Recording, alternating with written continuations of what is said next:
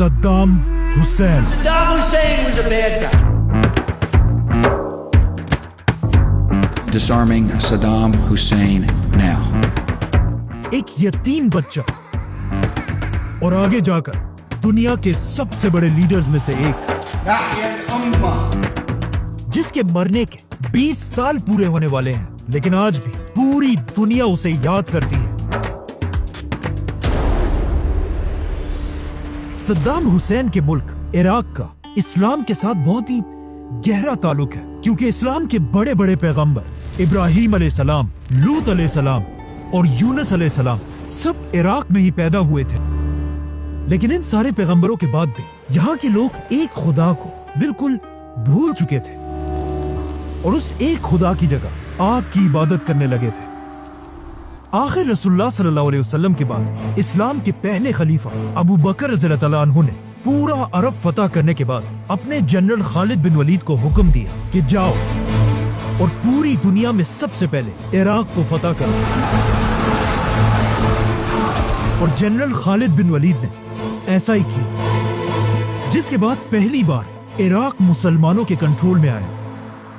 ये एक ऐसी फतह थी कि इसके बाद अगले 1300 साल तक कोई भी मुसलमानों से इराक नहीं छीन सका। लेकिन आज से 100 साल पहले जब इराक पर उस्मानिया खिलाफत की हुकूमत थी, दुनिया में एक बहुत बड़ी जंग शुरू हुई, वर्ल्ड वॉर 1, जिसमें ब्रिटिश एम्पायर ने पहली बार मुसलमानों से इराक छीन लिया और इसे छीनने के बाद यहां पर इराक में अपना एक पपेट बादशाह बिठाया। और सिर्फ यही नहीं, बल्कि पूरे अरब में हर जगह अपने पपेट बादशाह बिठाए। नाउ बाकी सारे बादशाह तो आज तक अपनी कुर्सियों पर फुल ताकत के साथ बैठे हुए हैं, लेकिन इराक का बादशाह अपने मुल्क को संभाल नहीं सका, क्योंकि कुछ ही अरसे बाद इराक के बादशाह को उसके तख्त से हटा दिया गया और पूरे इराक में एक बहुत बड़ी कंफ्यूजन पैदा हुई और बहुत तेजी से इराक के लीडर्स बार बार बदलने लगे। अब इराक के इसी कंफ्यूजन के दरमियान इराक के एक छोटे से गांव में एक यतीम बच्चा पैदा हुआ, जिसका नाम था सद्दाम हुसैन। कुछ लोग उसे एक हीरो समझते हैं और कुछ एक जालिम डिक्टेटर। सद्दाम हुसैन को देखा, वो भी फिरौन था। लेकिन सद्दाम कोई आम बच्चा नहीं था। उसके पैदा होने से पहले उसका बाप मर चुका था और जब सद्दाम की मां को उसके शौहर के मरने का पता चला, उसने सद्दाम के पैदा होने से पहले सुसाइड करने की कोशिश की। एक यतीम बच्चा होने की वजह से सद्दाम हुसैन को बचपन से उसके दोस्त तंग किया करते थे, जिसकी वजह से कहा जाता है कि सद्दाम हुसैन बहुत छोटी सी उम्र में अपने साथ हमेशा एक स्टील रॉड लेकर फिरता था और जो भी बच्चा उसे तंग करता था वो सीधा उस स्टील रॉड को उसके सर पर मारता था। मतलब सद्दाम हुसैन के दिल में बचपन से डर नाम की कोई चीज नहीं थी। इसके कुछ ही अरसे बाद जब सद्दाम हुसैन की मां ने दूसरी शादी की, सद्दाम का सुतेला बाप उस पर इतना जुल्म करने लगा कि सिर्फ 10 साल की उम्र में अपने घर को छोड़कर भाग गया और जाकर अपने मामू के साथ रहने लगा। और यहाँ से उसकी जिंदगी हमेशा के लिए बदल गई, क्योंकि उसके मामू का ताल्लुक इराक की एक छोटी सी पॉलिटिकल पार्टी बाथ पार्टी से था। इस पार्टी में सिर्फ 100 या 200 लोग थे जब सद्दाम हुसैन ने छोटी सी उम्र में इस पार्टी को ज्वाइन किया। इस पार्टी में सबको पता था कि सद्दाम हुसैन की एज तो बहुत कम है, लेकिन ये इस पार्टी का सबसे वायलेंट और बहादुर मेंबर है। जैसे ही सद्दाम हुसैन ने इस पार्टी को ज्वाइन किया, इस पार्टी के लोग अमेरिका की CIA के साथ मिलकर उस वक्त के इराक के प्राइम मिनिस्टर को मारने की प्लानिंग कर रहे थे। और ये इतना मुश्किल प्लान था, इसीलिए उन्हें इस काम के लिए बहुत ही खतरनाक लड़कों की जरूरत थी। तो ऑफ कोर्स उन्होंने इस काम के लिए सिर्फ 24 साल की उम्र के सद्दाम हुसैन को चुना। सद्दाम हुसैन ने अपनी टीम के साथ जाकर प्राइम मिनिस्टर की गाड़ियों पर गोलियों की बारिश कर दी, लेकिन इस हमले के बाद भी प्राइम मिनिस्टर बच गया, जिसके बाद मजबूरन सद्दाम हुसैन इराक को छोड़कर इजिप्ट की तरफ भाग गया। नाउ सद्दाम हुसैन का मिशन तो फेल हो चुका था, लेकिन उसकी बहादुरी को देखकर दुनिया के कुछ ताकतवर लोग उससे बहुत इम्प्रेस हुए, जैसा कि अमेरिका की CIA। CIA सद्दाम हुसैन को इराक के फ्यूचर लीडर के तौर पर तैयार करने लगी, क्योंकि इसके कुछ ही अरसे बाद जैसे ही इराक में सद्दाम हुसैन के पार्टी की हुकूमत बनी, सद्दाम हुसैन वापस इराक की तरफ आया और सिर्फ 30 साल की उम्र में इराक का दूसरा सबसे पावरफुल इंसान बना। अब इराक एक आजाद कंट्री तो थी, लेकिन इराक के सारे ऑयल और गैस पर ब्रिटिश का कब्जा था। इसीलिए जैसे ही सद्दाम हुसैन के पास पावर आई, उसने सबसे पहले इराक के सारे ऑयल और गैस को अपने कंट्रोल में लिया और यहाँ से सद्दाम हुसैन इराक के लोगों के लिए एक हीरो बनने लगा, क्योंकि जैसे ही उसने इराक की ऑयल को अपने कंट्रोल में लिया, अचानक एक बार फिर 1973 में इजराइल और अरब की एक बहुत बड़ी जंग शुरू हुई। अरब ममालिक ने इजराइल को हर तरफ से घेर लिया था, लेकिन इस जंग में इजराइल को सुपर पावर अमेरिका की फुल सपोर्ट हासिल थी। और इसी अमेरिका की सपोर्ट की वजह से इजराइल ने आसानी से बड़े बड़े अरब ममालिक को हरा दिया। ये देखकर सऊदी अरब के बादशाह किंग फैसल को अमेरिका पर बहुत गुस्सा आया और उसने अमेरिका को सबक सिखाने के लिए सारे अरब कंट्रीज को जमा किया और सब ने मिलकर ये फैसला किया कि हम आज के बाद इजराइल के दोस्तों मतलब अमेरिका को अरब का ऑयल नहीं बेचेंगे। और ये अमेरिका के लिए एक बहुत बड़ा धचका था, क्योंकि उस जमाने में अमेरिका अपना 80% तेल अरब ममालिक से खरीदता था। तो जैसे ही किंग फैसल ने अमेरिका पर ये पाबंदी लगाई, पूरी दुनिया में ऑयल की प्राइस डबल नहीं, ट्रिपल नहीं, बल्कि 4 गुना बढ़ गई। मतलब एक बैरल ऑयल की कीमत $3 से $12 बन गई। अब ये सब तो अमेरिका को कमजोर करने के लिए था, लेकिन इसका सबसे बड़ा फायदा इराक के यंग लीडर सद्दाम हुसैन ने उठाया। सद्दाम हुसैन ने ऑयल की इन नई प्राइसेस को यूज करके इराक को एक मॉडर्न कंट्री बनाया। इराक के हर गांव तक बिजली पहुंचाई, इराक के लोगों के लिए फ्री स्कूल्स और हॉस्पिटल्स बनाए। इन शॉर्ट सद्दाम हुसैन ने इराक को इतना मजबूत किया कि इराक का एक दिनार $3 के बराबर था। और इस सब के साथ साथ सद्दाम हुसैन ने इराक की पूरी आर्मी को अपने कंट्रोल में लिया। लेकिन ये सारी बातें तो एक तरफ, यहां से सद्दाम हुसैन को अपनी जिंदगी की सबसे बड़ी इंस्पिरेशन मिली। अमेरिका में हॉलीवुड की एक फिल्म रिलीज हुई, द गॉडफादर, जो एक माफिया डॉन कॉर्लियोन फैमिली की कहानी है। In my home, in my bedroom. कहा जाता है कि सद्दाम हुसैन को ये फिल्म इतनी पसंद That was his favorite film. He loves to watch the movie The Godfather. कि उसने अपनी पर्सनैलिटी बिल्कुल बदल दी और इस फिल्म की हर चीज को कॉपी करने लगा। मतलब जैसे कपड़े गॉडफादर का हीरो पहनता था, वही कपड़े सद्दाम हुसैन भी पहनने लगा। जैसी टोपी वो पहनता था, सद्दाम भी वही टोपी पहनने लगा। और सबसे इम्पोर्टेंट, दोनों बिल्कुल एक ही स्टाइल में सिगार पिया करते थे। इन शॉर्ट, इन सारी चीजों की वजह से अब सद्दाम हुसैन इराक का सबसे ताकतवर इंसान बन चुका था, इवन इराक के प्रेसिडेंट से भी ज्यादा। तो ऑफ कोर्स सद्दाम हुसैन ने इराक के प्रेसिडेंट को हुक्म दिया कि तुम अब बूढ़े हो चुके हो, तुमसे ना हो पाएगा। चुपचाप रिजाइन करो और सीधा अपने घर जाओ। नाउ जैसे ही सद्दाम हुसैन प्रेसिडेंट बना, पूरी दुनिया ने देखा कि बहुत अरसे बाद बिल्कुल हिटलर की तरह एक नया लीडर सामने आ चुका है।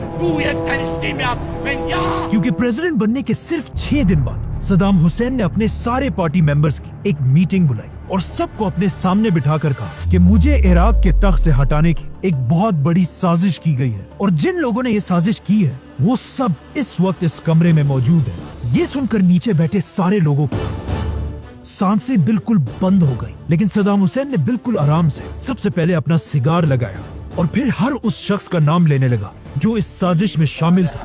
ताहिर अहमद अमीन, इस्माइल इब्राहिम नज्जार। सद्दाम हुसैन ने यह हुक्म दिया था कि मैं जिसका भी नाम लूं वो चुपचाप उठकर हॉल से बाहर निकल जाए। कुछ लोग आराम से बाहर चले गए और कुछ को जबरदस्ती निकाला गया। इस तरह सद्दाम हुसैन ने टोटल 68 लोगों के नाम लिए, जिनमें से कुछ को तो जेल में डाल दिया और बाकियों को गोलियां मार दी गई। जो लोग हॉल में बच गए वो जोर जोर से सद्दाम हुसैन के नाम के नारे लगाने लगे और इस तरह सद्दाम हुसैन ने अपनी खौफ से भरी बादशाहत शुरू की। मतलब इस वक्त सद्दाम हुसैन अपनी ताकत की पीक पर था, लेकिन यहाँ पर उसने अपनी जिंदगी की पहली बड़ी गलती की। सद्दाम ने ईरान के सुप्रीम लीडर आयतुल्लाह खुमैनी पर हमला कर दिया। 1979 में जब सद्दाम हुसैन इराक का लीडर बना, वहाँ at the same time Iran में भी एक नई हुकूमत बनी, आयतुल्लाह खुमैनी। इमाम खुमैनी का इनकलाब इतना बड़ा था कि पूरी दुनिया उनसे डरने लगी थी। Iran will never have a nuclear weapon. Khomeini ने ईरान के एक बहुत ही ताकतवर बादशाह को उसके तख्त से हटा दिया था, और अब इमाम खुमैनी बाकी अरब ममालिक के लोगों को भी इंस्पायर कर रहे थे कि वो भी उठे और अपने बादशाहों के खिलाफ बगावत कर दें। इसीलिए सारे अरब बादशाह ईरान के इमाम खुमैनी से नफरत करने लगे थे। और सिर्फ अरब कंट्रीज नहीं, इमाम खुमैनी बार बार अपने स्पीचेस में सुपर पावर अमेरिका और उसके दोस्त इजराइल को धमकियां दे रहे थे। लेकिन फिर भी सबसे ज्यादा और सबसे बड़ा खतरा इमाम खुमैनी से एक ही शख्स को था, सद्दाम हुसैन। क्योंकि सद्दाम हुसैन इराक का एक सुन्नी प्रेसिडेंट था और इराक की ज्यादातर अवाम शिया थी, जो अपना असल लीडर सद्दाम हुसैन को नहीं बल्कि इमाम खुमैनी को मानते थे। और इस बात का सद्दाम हुसैन को बहुत अच्छी तरह पता था। यहाँ तक कि एक बार सद्दाम हुसैन ने ईरान के आयतुल्लाह खुमैनी को दज्जाल भी कहा। इसीलिए प्रेसिडेंट बनने के सिर्फ एक साल बाद सद्दाम हुसैन ने सुपर पावर अमेरिका और अरब बादशाहों की फुल सपोर्ट के साथ ईरान में आयतुल्लाह खुमैनी की हुकूमत पर हमला कर दिया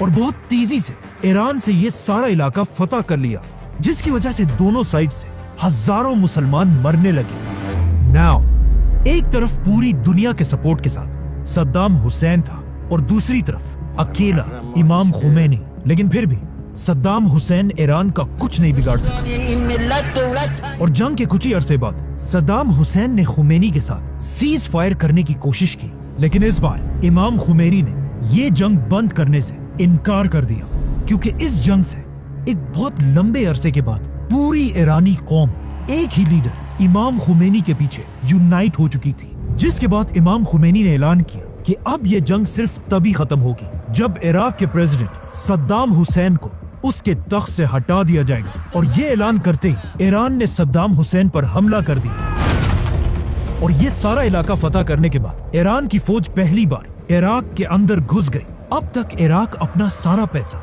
ऑयल बेचकर कमाता था, इसीलिए खुमैनी ने इराक के ऑयल बेचने के सारे रास्ते बंद कर दिए, जिसके बाद इराक की पूरी फौज हर तरफ से पीछे हटने लगी। अब फाइनली सद्दाम हुसैन डरने लगा था, क्योंकि उसकी हुकूमत के पास पैसे बिल्कुल खत्म होने वाले थे। तो सद्दाम हुसैन मजबूरन हर किसी से, अमेरिका, सऊदी, कुवैत, सबसे कर्जे लेने लगा। मतलब अब सद्दाम हुसैन के हालात इतने खराब हो चुके थे कि एक दिन एक बहुत ही इंपॉर्टेंट मीटिंग में इराक के हेल्थ मिनिस्टर ने अपने प्रेसिडेंट सद्दाम हुसैन से कहा कि मिस्टर प्रेसिडेंट, मेरा ख्याल है अब हमें इमाम खुमैनी की बात मान लेनी चाहिए और आपको इराक के तख्त से रिजाइन कर देना चाहिए। ये सुनकर सद्दाम हुसैन उसे गौर से देखने लगा और वहां बाकी सारे मिनिस्टर से पूछा कि क्या कोई और भी इस मिनिस्टर की बात से एग्री करता है। तो ऑफ कोर्स सद्दाम के खौफ की वजह से किसी ने भी अपना हाथ नहीं उठाया। जिसके बाद सद्दाम हुसैन अपने इस मिनिस्टर को घसीटकर साथ वाले कमरे में लेकर गया और वहां अपने हाथों से इसके सर पर गोली मार दी। इसके बाद सद्दाम हुसैन गुस्से से बिल्कुल पागल हो चुका था, यहां तक कि उसने अपने ही कंट्री के बागी लोगों पर केमिकल वेपन से हमला किया। आखिर जब ईरान की ताकत बहुत ज्यादा बढ़ने लगी तो सुपर पावर अमेरिका भी खुलकर ईरान के खिलाफ इस जंग में शामिल हुआ और अपने जंगी जहाजों को लेकर ईरान के बॉर्डर्स के पास खड़ा किया और इवन ईरान के एक पैसेंजर प्लेन को भी मार गिराया, जिसमें अमेरिका ने 300 इनोसेंट लोगों को शहीद कर दिया। आखिर 8 साल की खतरनाक जंग के बाद दोनों कंट्रीज ने सीज फायर का ऐलान कर दिया और ये जंग खत्म हो गई। इस जंग में दोनों मुल्कों को कोई फायदा नहीं हुआ और 10 लाख मुसलमान फॉर नो रीजन मारे गए। और इस जंग का फायदा सिर्फ 2 कंट्रीज को हुआ, चाइना और इजराइल, जो इराक और ईरान दोनों को वेपन्स बेचकर पैसा बनाते रहे। आखिर इस जंग के खत्म होने के बाद इराक की इकोनॉमी दोबारा ऊपर जाने लगी और सद्दाम हुसैन की ताकत दोबारा बढ़ने लगी। ये देखकर अरब कंट्रीज ने सद्दाम हुसैन से कहा कि अब सब ठीक हो चुका है, तो अब मेहरबानी करो और हमारे बिलियंस ऑफ डॉलर्स का कर्जा वापस दो। जिस पर सद्दाम हुसैन ने कहा कि कौन से पैसे? ईरान के आयतुल्लाह खुमैनी के साथ ये जंग तो मैंने तुम लोगों के कहने पर की थी, और अब तुम सब मुझसे पैसे मांग रहे हो। निकलो यहां से, 1 रुपया भी मैं किसी को नहीं दूंगा। अभी तक पूरा अरब सद्दाम हुसैन के साथ खड़ा था, लेकिन अब सद्दाम हुसैन की ये बदमाशी देखकर अरब के बादशाह उसके खिलाफ होने लगे, और स्पेशली कुवैत का बादशाह। कुवैत इराक के बॉर्डर के पास एक बहुत ही छोटी कंट्री, लेकिन ये छोटा सा मुल्क दुनिया के सबसे बड़े ऑयल कंट्रीज में से है। इसीलिए जैसे ही सद्दाम हुसैन ने कुवैत को उसका कर्जा वापस देने से इनकार कर दिया, कुवैत ने जानबूझकर सद्दाम को कमजोर करने के लिए अपने ऑयल की सप्लाई बढ़ा दी, जिससे पूरी दुनिया में ऑयल की प्राइसेस नीचे आने लगी। और ये इराक की इकोनॉमी के लिए एक बहुत बड़ा धचका था, जिससे सद्दाम हुसैन को बहुत गुस्सा आया, और उसने सोचा कि इस छोटे से मुल्क कुवैत की क्या औकात है कि ये मुझे सद्दाम हुसैन को आंखें दिखाए। इसीलिए 1990 में अचानक रात के 2 बजे सद्दाम हुसैन ने अपनी पूरी ताकत के साथ कुवैत पर हमला कर दिया। कुवैत का साइज इराक से 25 गुना छोटा था, इसीलिए सिर्फ 2 दिनों में सद्दाम हुसैन ने पूरे कुवैत पर कब्जा कर लिया। ये देखकर कुवैत का बादशाह और पूरी रॉयल फैमिली कुवैत को छोड़कर भाग गए, सिवाय एक शहजादे के, कुवैत के बादशाह का भाई शहजादा फहद, जो इराक के हमले के बाद भी बहादुरी से अपने महल में बैठा रहा। लेकिन जैसे ये शहजादा इराक की फौज के हाथ में आया, उन्होंने पहले इसके सर में गोली मारी और फिर इसकी डेड बॉडी के ऊपर अपने टैंक्स चढ़ाए।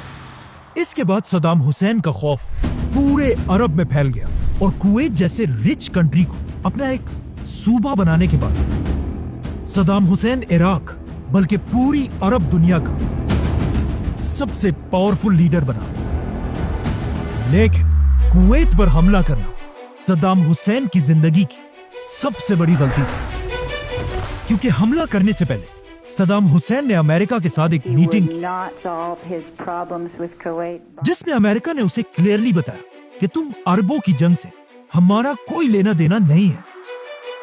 लेकिन ये एक बहुत बड़ा झूठ था। अमेरिका बस सद्दाम को अपने ट्रैप में फंसाना चाहता था। इसलिए नहीं कि अमेरिका को कुवैतियों की कोई परवाह थी, बल्कि इसलिए कि अमेरिका चाहता था कि सद्दाम हुसैन को एक बहाना बनाकर वो हमेशा के लिए अरब दुनिया की तरफ अपनी आर्मी भेजे और वहां पर अपने बेसेस बनाए। और बिल्कुल ऐसा ही हुआ। अमेरिका बहुत ही चालाकी से बाकी अरब कंट्रीज को सद्दाम हुसैन की ताकत से डराने लगा, और इवन अमेरिका ने सऊदी बादशाह को इराक के फेक टैंकों की तस्वीरें भी दिखाई कि अगर सद्दाम को ना रोका गया तो उसका नेक्स्ट टारगेट सऊदी अरब होगा। तो अब अगर सद्दाम हुसैन से अपनी जान छुड़ानी है तो हमें अमेरिका की फौज को सऊदी अरब के अंदर बेसिस देने ही होंगे। जिसके बाद ऑफ कोर्स सऊदी बादशाह ने अमेरिका को बेसिस दे दिए, लेकिन सऊदी अरब की आवाम इस सब से बिल्कुल भी खुश नहीं थी, स्पेशली एक सऊदी उसामा बिन लादेन। लेकिन अब अमेरिका सीधा सद्दाम हुसैन को धमकियां देने लगा कि अगर तुम कुवैत से पीछे नहीं हटे तो हम तुम पर हमला कर देंगे। लेकिन जब सद्दाम पीछे नहीं हटा तो अमेरिका ने अरब में अपने नए बेसिस से सद्दाम हुसैन की फौज पर हमला कर दिया, और सिर्फ 1 महीने में पूरे कुवैत को दोबारा आजाद कर दिया।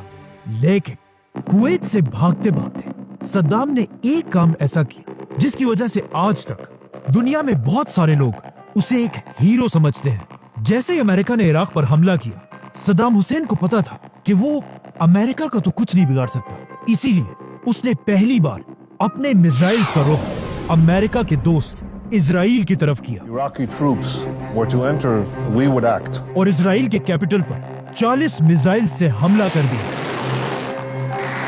इजराइल पर इस हमले के बाद अमेरिका, सऊदी और इजराइल सबको समझ आ गई कि अब सद्दाम हुसैन को हटाने का वक्त आ चुका है। तो अब जब पूरी दुनिया सद्दाम हुसैन के खिलाफ हो चुकी थी, तो सद्दाम हुसैन ने भी ये देखकर अपने आप को बिल्कुल बदल दिया। मतलब अब तक जो सद्दाम बिल्कुल एक लिबरल और सेक्युलर आदमी था, अब अपनी हर स्पीच में और हर जगह जाकर इस्लाम और मुसलमानों के हक की आवाज उठाने लगा। सद्दाम हुसैन ने इराक के हर स्कूल में कुरान पढ़ने को एक लाजमी सब्जेक्ट बनाया। वो सद्दाम हुसैन जो अब तक खुद भी शराब पीता था और बाकियों को भी पिलाता था, उसने पूरे इराक में शराब पीने पर पाबंदी लगा दी। पहली बार इराक के झंडे पर अल्लाह अकबर लिखवाया गया और इवन सद्दाम हुसैन ने अपने जिस्म से कई लीटर खून निकालकर अपने ही खून से कुरान लिखवाने का हुक्म दिया। और ये सब सद्दाम हुसैन सिर्फ इसलिए कर रहा था ताकि अब उसकी आवाम अल्लाह और इस्लाम के नाम पर उसे सुपर पावर अमेरिका से बचा सके। लेकिन अब ऐसा करना इम्पॉसिबल था, क्योंकि अमेरिका ने सद्दाम हुसैन की हुकूमत पर इतनी पाबंदियां लगाई थी कि वो एक कतरा भी तेल का किसी को नहीं बेच सकता था, जिससे उसकी इकोनॉमी बिल्कुल तबाह हो चुकी थी। यहां तक कि सद्दाम की हुकूमत में इराक के लोग खाने पीने की चीजों को भी तरसने लगे थे। और ये अमेरिका की पुरानी आदत है। अमेरिका के सैंक्शंस ऐसे ही होते हैं जिस तरह एक शेर अपने शिकार को खाने से पहले उसकी गर्दन को अपने दांतों में दबोचकर उसके मरने का इंतजार करता रहता है ताकि फिर उसे आराम से खा सके। आखिर अमेरिका के सैंक्शंस के बाद इराक के हालात इतने खराब हो गए कि यहां पर सद्दाम हुसैन को उसकी जिंदगी का सबसे बड़ा धचका मिला। अचानक एक दिन सद्दाम हुसैन के 2 बड़े जनरल्स इराक को छोड़कर फरार हो गए और कुछ ही दिनों बाद ये जनरल्स पूरी दुनिया के टीवीज के सामने आए About Iraq's weapons program. और कहा कि सद्दाम हुसैन एक बहुत ही जालिम डिक्टेटर है فاعل على रफ़ الحصار और सब बड़े कंट्रीज को मिलकर सद्दाम को उसके तख्त से हटाना चाहिए। और साथ ही एक बहुत ही खतरनाक बात कही कि सद्दाम का इरादा यह है कि वो इराक के लिए एटम बॉम्ब बनाए। इन जनरल्स की बातों की वजह से सद्दाम हुसैन को बहुत दुख हुआ, क्योंकि ये कोई आम जनरल्स नहीं थे, बल्कि ये दोनों जनरल्स सद्दाम की 2 बेटियों के शौहर भी थे। तो अब जब सद्दाम हुसैन के दामाद ने उसके खिलाफ ये बातें की तो अमेरिका को उसका बहाना मिल 48 hours. कि सद्दाम को कैसे और कब हटाना है। सद्दाम हुसैन ने अपने दामादों की बगावत के बाद भी उन दोनों को एक मैसेज भेजा कि मैं तुम दोनों को माफ करने के लिए तैयार हूं अगर तुम फौरन मेरी बेटियों को लेकर वापस इराक आओ। लेकिन जैसे ही उनका जहाज इराक में लैंड हुआ, सद्दाम हुसैन ने उन दोनों को हुक्म दिया कि मेरी दोनों बेटियों को तलाक दो। और इस तलाक के कुछ ही घंटों बाद इन दोनों को मार दिया गया। जिसके बहुत अरसे बाद सद्दाम हुसैन की बेटी से इंटरव्यू लिया गया, जिसमें इंटरव्यूअर ने उससे पूछा कि आपके शौहर को किसने मारा? क्या आपके बाप सद्दाम हुसैन ने? जिस पर उसने कहा कि नहीं। لا لا الولد ما كانوا معنا तो इंटरव्यूअर ने दोबारा पूछा कि फिर किसने मारा? क्या आपके भाई ने मारा? तो सद्दाम की बेटी ने कहा कि हाँ, صحيح يعني رح ابعد شوية عن الحق हमारे हस्बैंड्स को हमारे भाई नहीं मारा। उसका भाई मतलब सद्दाम हुसैन का बड़ा बेटा उदय सद्दाम हुसैन, इराक का सबसे बड़ा डॉन, जो खुद को अपने बाप से भी ज्यादा पावरफुल समझता था, जिसके जुल्मों को देखकर हॉलीवुड की बड़ी बड़ी फिल्में भी बनी, जो इराक में अपने टॉर्चर, रेप और बड़ी बड़ी पार्टियों की वजह से मशहूर था। कहा जाता है इराक की हर शरीफ औरत सद्दाम के इस बेटे के सामने आने से डरती थी, जो कभी भी किसी को उठाकर किडनैप कर लेता था और कोई इसे कुछ नहीं कह सकता था, क्योंकि इराक इसके बाप का मुल्क था, जो इराक में कहीं पर भी किसी पर भी गोलियां चलाता था। सद्दाम हुसैन इन्हीं हरकतों की वजह से अपने इस बेटे से बहुत तंग था, लेकिन वो क्या करता, इसे कुछ कह भी नहीं सकता था। क्या करूं मैं इसका? क्या करूं? मार भी नहीं सकता। प्यार जो करता है मुझसे। जिसके गैराज में दुनिया की हर लग्जरी गाड़ी खड़ी थी, लेकिन सद्दाम अपने सारे गंदे काम भी अपने इसी बेटे से कराया करता था। इसीलिए अपने बेटियों के शौहरों को मारने का टास्क भी सद्दाम ने अपने इसी बेटे को दिया, जिसने जाकर उन्हें कुछ ही घंटों में मार दिया। अब सद्दाम हुसैन के दोनों दामाद मर तो गए थे, लेकिन उनकी की हुई बातें अब भी जिंदा थी। सद्दाम के केमिकल और एटम बॉम्ब। अब अमेरिका को सद्दाम हुसैन पर हमले का बहाना मिल चुका था। लेकिन वो बस दुनिया में किसी ऐसे इवेंट का इंतजार कर रहे थे जिससे वो आसानी से इराक पर हमला कर सके। और ऐसा ही हुआ। नई सदी के शुरू होते ही अमेरिका के वर्ल्ड ट्रेड सेंटर पर हमला किया गया। अमेरिका के प्रेसिडेंट जॉर्ज बुश ने बहुत कोशिश की कि किसी तरह इस हमले का इल्जाम वो इराक के सद्दाम हुसैन पर लगा सके और फिर इराक पर हमला करके अमेरिका वहां की पूरी ऑयल पर कब्जा कर ले। लेकिन बहुत कोशिश करने के बाद भी जब उसे कोई सबूत नहीं मिला तो उसने मजबूरन इराक को छोड़कर अफगानिस्तान पर हमला कर दिया। लेकिन अब मसला यह था कि अफगानिस्तान अमेरिका से हजारों किलोमीटर दूर है और अमेरिका को अपने टैंक्स, जहाज और ट्रक्स इतने दूर भेजने के लिए एक बार फिर बहुत ज्यादा ऑयल की जरूरत थी। इसीलिए अफगानिस्तान पर हमले के कुछ ही अरसे बाद अमेरिका एक बार फिर इराक के सद्दाम हुसैन पर झूठे इल्जाम लगाने लगा। Saddam Hussein's ability to wage America Saddam Hussain के उसी दामाद का इंटरव्यू बार बार चलाने लगा जिसमें उसने क्लियरली कहा था कि सद्दाम हुसैन के पास केमिकल और एटम बॉम्ब है। लेकिन ये सब बिल्कुल झूठ था, क्योंकि जब यूएन ने इन बॉम्ब्स को ढूंढने के लिए अपनी टीम इराक की तरफ भेजी तो उन्हें पूरे इराक में ऐसा कोई भी बॉम्ब नहीं मिला। लेकिन फिर भी अमेरिका अपने झूठ से पीछे नहीं हट रहा था। तो अब अमेरिका जैसे सुपर पावर को रोकने के लिए दुनिया के आम लोग सड़कों पर आए। दुनिया की 600 सिटीज में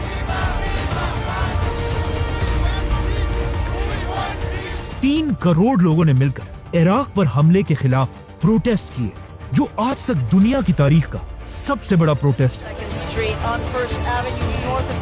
लेकिन अमेरिका को इन चीजों की कोई परवाह नहीं थी। वो इराक के ऑयल के पीछे पागल हो चुका था। इसीलिए 2003 में अमेरिका का प्रेसिडेंट अचानक टीवी पर आया और उसने कहा सद्दाम हुसैन Saddam Hussein और उसके दोनों बेटों के पास and his sons सिर्फ 2 दिन का टाइम है कि वो इराक को छोड़कर भाग जाए, must leave Iraq within 48 hours. वरना अमेरिका उन पर ऐसा हमला करेगा जिसे पूरी Their दुनिया याद refusal to रखेगी। do so will result in military conflict. लेकिन of course Saddam Hussain America जैसी सुपर पावर की धमकी के बाद भी अपने तख्त पर बैठा रहा।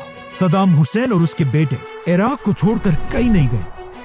तो अब अमेरिका के पास और कोई ऑप्शन नहीं था। अमेरिका ने अपनी फुल ताकत के साथ इराक पर हमला कर दिया। अमेरिका और उसके साथियों ने मिलकर इराक पर हजारों बॉम्ब्स गिराए।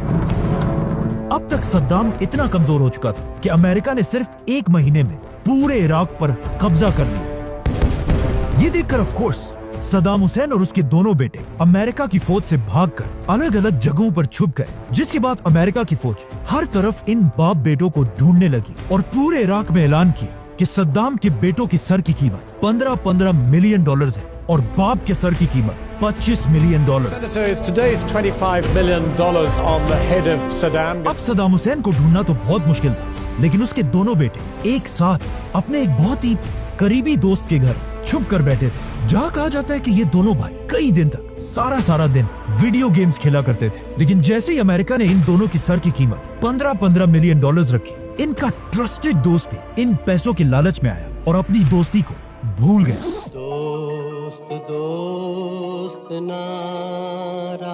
उसने सद्दाम हुसैन के बेटों को कहा, मुझे एक बहुत जरूरी काम से कहीं जाना है। ये दोस्त सीधा अमेरिका की CIA के पास गए और उन्हें कहा कि मेरे पास सद्दाम के दोनों बेटे हैं। ये सुनते ही अमेरिका ने उसे 30 मिलियन डॉलर्स का इनाम दिया, जो आज 13 अरब रुपए बनते हैं, मतलब 1300 करोड़ रुपए। अमेरिका ने ये सारे पैसे उस दोस्त को दिए और जाकर सद्दाम के दोनों बेटों के घर को हर तरफ से घेर लिया। लेकिन सरेंडर करने के बजाय सद्दाम के दोनों बेटों ने अमेरिका की फौज पर क्लाशनकोफ और रॉकेट लॉन्चर से हमला कर दिया। आखिर 3 घंटों की सख्त लड़ाई के बाद अमेरिका ने इन दोनों भाइयों को मिसाइल से उड़ा दिया। जैसे ही अमेरिका की फौज घर के अंदर गई, उन्होंने देखा कि सद्दाम के दोनों बेटे जमीन पर मरे हुए पड़े, लेकिन अब भी घर के अंदर से कोई उन पर फायरिंग कर रहा है। जब उन्होंने गौर से देखा तो उन्हें पता चला कि ये तो एक छोटा सा बच्चा है जो उन पर फायरिंग कर रहा है। ये छोटा सा बच्चा कोई और नहीं बल्कि सद्दाम का पोता मुस्तफा सद्दाम हुसैन था, जो इतनी छोटी सी एज में भी अमेरिकन के सामने सरेंडर करने को तैयार नहीं था। जिसके बाद अमेरिका ने इस बच्चे पर भी फायरिंग करके उसे मार दिया। अब जब ये खबर उनके बाप सद्दाम हुसैन तक पहुंची और उन्हें बताया गया कि आपके दोनों बेटों को मार दिया गया। तो उसने सबसे पहले पूछा कि क्या मेरे बेटों ने सरेंडर किया या अमेरिकन के साथ लड़कर शहीद हुए। तो उन्हें बताया गया कि आपके दोनों बेटे अपने खून के आखिरी कतरे तक अमेरिका की फौज के साथ लड़ते रहे। ये सुनते ही सद्दाम हुसैन ने कहा कि या अल्लाह, आपका बहुत शुक्र है कि आपने मुझे ऐसे बहादुर बेटे दिए। जिसके बाद सद्दाम हुसैन ने रेडियो पर आकर एक स्पीच की और कहा कि मेरे दोनों बेटों को शहीद कर दिया गया, लेकिन अगर मेरे ऐसे ही 100 और बेटे होते, मैं उन सबको अपनी कौम के लिए कुर्बान कर देता। आखिर कई महीनों तक सद्दाम हुसैन को ढूंढने के बाद अमेरिका को इस बात का पता चला कि सद्दाम हुसैन एक खास मछली मसगूफ बहुत ही शौक से खाता है। और इसी मछली की खबर को फॉलो करते करते सद्दाम हुसैन का पुराना दोस्त अमेरिका की फौज को उसके घर तक लेकर आया, जो एक बहुत ही खराब और टूटी हुई झोंपड़ी थी। लेकिन इस झोंपड़ी के अंदर भी अमेरिकन को कोई नहीं मिला। जैसे ही अमेरिका की फौज इसे एक झूठी खबर समझकर वापस जाने वाली थी, उस शख्स ने, सद्दाम के दोस्त ने, अपने पांव से एक रस्सी की तरफ इशारा किया और कहा, इसे खींचो। इस रस्सी का पीछा करते करते अमेरिका की फौज एक जमीन में एक सुरंग तक पहुंची। अमेरिका का एक फौजी जैसे ही इस सुरंग में अपना ग्रेनेड फेंकने वाला था, अचानक उस सुराख के अंदर से एक लंबी दाढ़ी वाला शख्स निकला और कहा, मैं हूं इराक का प्रेसिडेंट सद्दाम हुसैन और मैं सरेंडर करने के लिए तैयार हूं। दुनिया के सबसे महंगे पैलेसेस और लग्जरी गाड़ियों में फिरने वाला सद्दाम अब एक ऐसे सुरंग से पकड़ा गया जिसमें खड़े होने की जगह भी नहीं थी और उसके अंदर सिर्फ एक लाइट और एक छोटा सा पंखा लगा हुआ था। अमेरिका ने सद्दाम हुसैन को इसके बाद कई अरसे तक अपने कैद में रखा और आखिर 1 साल बाद सद्दाम हुसैन को पूरी दुनिया के कैमरों के सामने इराक की अदालत में पेश किया गया। दुनिया ये देखकर हैरान रह गई कि अब ये वो पुराना पावरफुल और मगरूर सद्दाम हुसैन नहीं, बल्कि एक सफेद दाढ़ी वाला कमजोर और बूढ़ा आदमी था। लेकिन जैसे ही जज ने इस बूढ़े सद्दाम से उसका नाम पूछा, तो सद्दाम हुसैन ने उसे कहा कि मेरा नाम पूरा इराक बल्कि पूरी दुनिया जानती है, मुझे तुम्हें बताने की जरूरत नहीं। मतलब अब सब कुछ खोने के बाद भी सद्दाम अपना सर झुकाने के लिए तैयार नहीं था। सद्दाम बार बार उन जजेस से कहता था कि तुम लोग कोई जज वज नहीं हो, बल्कि सिर्फ अमेरिका के एजेंट्स हो, और उनका मजाक उड़ाने के लिए बार बार अदालत में उन पर हंसता रहता था और कभी पूरे केस को रोककर सबको नमाज पढ़ने का कहता था और कभी पूरी अदालत का ही बॉयकॉट कर देता था। आखिर सद्दाम हुसैन अपनी इन केसेस की वजह से दोबारा एक हीरो बनने लगा था। इसीलिए 2006 में फाइनली अदालत ने सद्दाम हुसैन को मौत की सजा सुनाई। नाउ अपनी मौत की सजा सुनते ही सद्दाम हुसैन रोने धोने के बजाय जोर जोर से इजराइल और अमेरिका के खिलाफ नारे लगाने लगा और उसने बार बार फलस्तीन और मुसलमानों के हक के लिए भी नारे लगाए। सद्दाम हुसैन की जिंदगी की आखिरी ख्वाहिश ये थी कि मुझे एक सोल्जर की तरह एक गन से शूट कर दिया जाए, लेकिन उसकी ये डिमांड रिजेक्ट कर दी गई और उसके कुछ ही दिनों बाद उसे पूरी दुनिया के सामने फांसी दे दी गई, जिसकी वीडियो आज तक YouTube पर पड़ी हुई है, लेकिन उसे यहाँ नहीं दिखा सकते। सद्दाम को हटाने के बाद अमेरिका का ख्याल था कि इराक अब एक बहुत ही पीसफुल कंट्री बन जाएगी, लेकिन ऐसा बिल्कुल भी नहीं हुआ, क्योंकि सद्दाम को हटाने के बाद अमेरिका ने कुछ बहुत बड़ी बड़ी गलतियां की। अमेरिका की फौज ने इराक में लाखों लोगों को मारा, इराक में शिया सुन्नी जंग दोबारा शुरू की, और सबसे बड़ी गलती ये थी कि उन्होंने सद्दाम हुसैन की पूरी फौज को उनकी जॉब से हटाकर घर जाने का हुक्म दिया, जिसकी वजह से एक ही रात में लाखों लोगों की फौज जिनके पास गन्स, वेपन्स सब कुछ था, जॉबलेस हो गए और इराक में अपनी मर्जी की एक नई फौज बनाने लगा। ये देखकर सद्दाम की लाखों की फौज और उनके जनरल्स में गुस्सा दोबारा बढ़ने लगा और वो इराक में हर जगह जमा होकर एक नई, इससे भी बड़ी बगावत की प्लानिंग करने लगे, जिसको आगे जाकर नाम मिला। अमेरिका के हमले के बाद इराक के हालात इतने खराब हुए कि इराकी अमेरिकन से नफरत करने लगे, यहाँ तक कि जब अमेरिका के प्रेसिडेंट जॉर्ज बुश ने पहली बार इराक विजिट की तो उनके सर पर लाइव जूते भी मारे गए। इराक पर हमला अमेरिका ने झूठ बोलकर किया था। You killed 1 million people in Iraq. और ये बात आज पूरी दुनिया मानती है। The war in Iraq is a big fat mistake. George Bush made a mistake. Saddam Hussain के फांसी के बाद पूरी दुनिया के अरब लीडर्स की एक बहुत बड़ी मीटिंग हुई, जिसमें अरब के सारे बड़े बड़े बादशाह बैठे हुए थे। अचानक अरब का एक बहुत बड़ा लीडर सदाम हुसैन की फांसी की तस्वीर लेकर स्टेज पर चढ़ा और अरब के सारे बादशाहों से कहा कि अब भी अगर हमने अमेरिका को नहीं रोका तो मैं कसम खाता हूं कि अमेरिका इसके बाद हम सबको बारी बारी खत्म करेगा। इस लीडर का नाम था मुअम्मर कद्दाफी।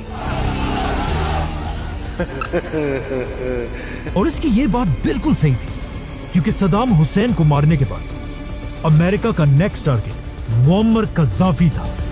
सब्सक्राइब।